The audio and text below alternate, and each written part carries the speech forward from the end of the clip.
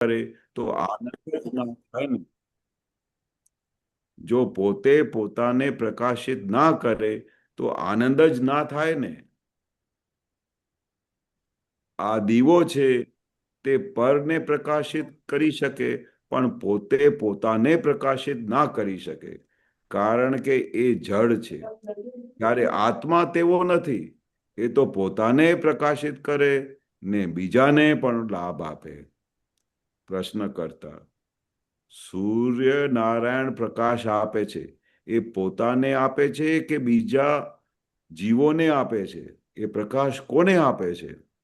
દાદાશ્રી: એ એ બીજા લોકોને પ્રકાશ આપે છે. આ સૂર્યનો પ્રકાશ પરને પ્રકાશ કરે છે, પોતાને પ્રકાશ નહીં કરે. અને આત્મા પોતાને પણ પ્રકાશ કરે ને પરને પણ પ્રકાશ કરે. આ બીજા પ્રકાશ અંતરાયવાળા, જ્ઞેયવાળા છે. આત્માનો પ્રકાશ નિરંતરાય છે, સ્વ પર પ્રકાશક છે. સમજાવો, આટલું સમજાવો. હા હા હા.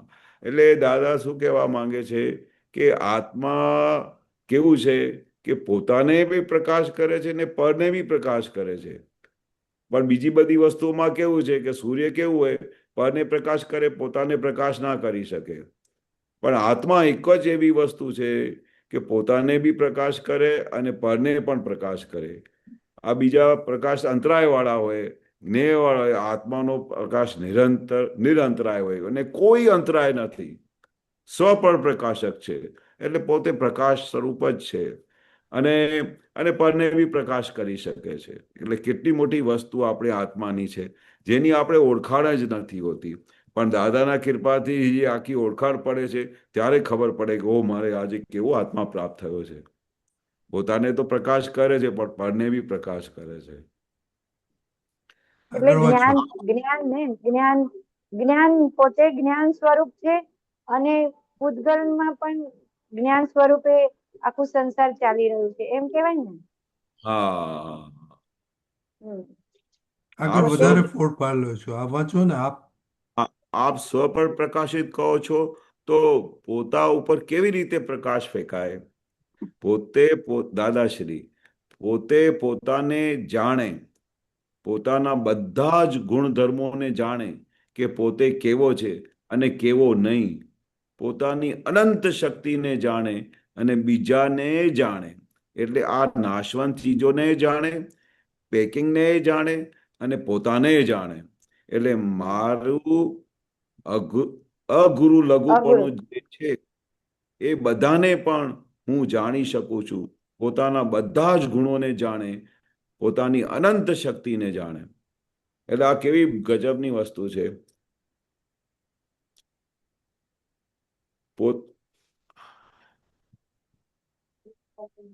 આ પોતે પોતાનું. પોતે પોતાને દેખવું એ સ્વ પર પ્રકાશકનો ગુણ છે. એટલે આ પૂતગલને જોઈ શકે અને પોતાની આત્માને જોઈ શકે, એ સ્વ પર પ્રકાશકનો ગુણ છે. પોતે પ્રકાશિત થાય અને બીજું સર્વ પ્રકાશિત કરી આપે. એવો જેવી રીતે દાદાને કેવું હતું, દાદા ફૂલ પ્રકાશમાન હતા, ફૂલ વિજ્ઞાન આખું પ્રગટ થયેલું, પૂરી રીતે સંપૂર્ણ રીતે પ્રકાશિત હતા. એટલે અમે બીજા બધાને પ્રકાશિત કરી શક્યા ને. એટલે એવું આત્માની એટલી બધી અનંત શક્તિ છે. પોતે પણ ફૂલ પ્રકાશમાં આવી ગયો અને બીજાને પણ ફૂલ પ્રકાશમાં લઈ શકે છે. પોતે પોતાને દેખવું એ સ્વ પર પ્રકાશકનો ગુણ છે.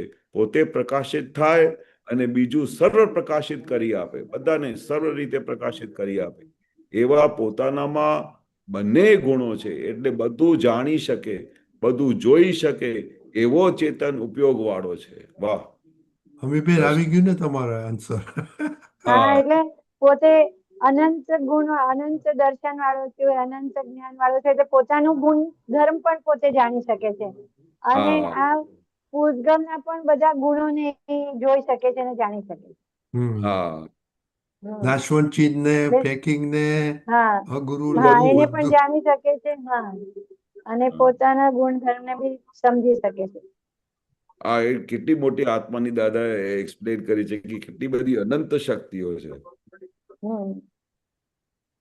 તમારી સાથે કેશવંત કે એવું ઇન્સિડન્ટ બનેલો કયું? કે આત્માની વિશે તમે કઈ ભૂલી ગયા, ભૂલ કરી હોય ને દાદાજીએ તમને ટકોર કરી હોય? અ, આવું રિકલેક્ટ તો નથી થતું, પણ અ, હા, એક વસ્તુ એવી બનતી હતી કે જ્યારે બી આપણે કઈ વાત કરતા દાદાને, તો દાદાને અમે વાત કરીએ કે દાદા આજે મને આમ થતું હતું, આજે બાપુજી મને બહુ ફાયરિંગ કરી, અને અને એટલી બધી ફાયરિંગ કરી કે દાદા આજે તો કઈ આમ સહન થતું નથી, એવું સહન નહોતું થતું, બહુ બાપુજીના બધા અવગુણો દેખાતા હતા અને બહુ થઈ ગયો, એને એવું લાગતું હતું કે આજે ભાગી જવું. તો આટલું બધું બોલતો હતો ત્યારે દાદા આજે બધું તું કે છે એ કોણે થાય છે? દાદા મને હા. આમ થઈ ગયું, કોણે થાય છે? ત્યારે ત્યારે દાદા કહ્યું દાદા એ તો કેશવને થાય છે. માય ગોડ, ત્યાર પછી ખબર પડી કે સાલું આત્માને તો કઈ લાગતું વળગતું નથી. પણ આપણે એટલું બધું તન્માયાકાર થઈ જતા કે મને થાય છે. હવે હમ. દાદાએ જ્યારે આપ ખુલ્લું કરી આપ્યું કે કોણે થાય છે, જ્યારે બી કોઈ કમ્પ્લેન કરે પછી તો દાદા તો પછી કોઈ દિવસ પછી તો કોઈ દિવસ પ્રશ્ન જ ઊભું નહીં થયું દાદાને સામે, કે દાદાનું પેલું વાક્ય હાજર થઈ જાય. કંઈ પણ થાય છે તો કોને થાય છે? આત્માને કશું થતું નથી, આ હા. પૂતગલને જ થયા કરે છે. ત્યાર પછી આમ છૂટા પડવું, કારણ કે દાદાની અલર્ટનેસ ને તો કમાલ છે કે આપણે વિચાર ના કરી શકીએ, પણ આપણે ડગલે ને પગલે ને એવું થઈ જાય. દાદા જ્ઞાન તો હાજર રહે છે, પણ દાદા એવું થઈ જાય છે. અરે કોણે થઈ જાય છે? ભલે થઈ જાય છે, પણ એ વાક્ય દાદાએ અમારા મોઢામાંથી બંધ કરાયું. વારે ઘડી આવું પૂછતા કોણે થાય છે, કોણે થાય છે? ત્યાર પછી આ આત્માનું અને અનાત્માનું ભાગ છૂટું પડતું ગયું ધીરે ધીરે ધીરે. કોણે થાય છે એટલે તમે બોલો ને ત્યારથી જ તમે છૂટા પડી જાઓ. આ હા. દાદાની મોટામાં મોટી સાયન્સ અમને ખબર પડી કે ભાઈ બરાબર. કોણે થાય. બરાબર. કઈ પણ થાય, માથું દુખે, કઈ મનમાં આમ કોઈ ગાળો આપી જાય અને મનમાં બધું બળ્યા કરે, આમ થાય તેમ થાય, એ જ પ્રશ્ન પૂછો કોણે થાય છે? આત્માને કશું થતું જ નથી. આત્મા તો એ જ્ઞાતા દ્રષ્ટા પરમાનંદીમાં બેઠા છે, હે સિંહાસન ઉપર. એ કઈ થાય છે? આ પૂતગલને થાય છે, કેશવને થાય છે. બહુ સરસ કે સવારે હવે આપણો ટાઈમ થઈ ગયો છે. ઓકે તો સર. અ,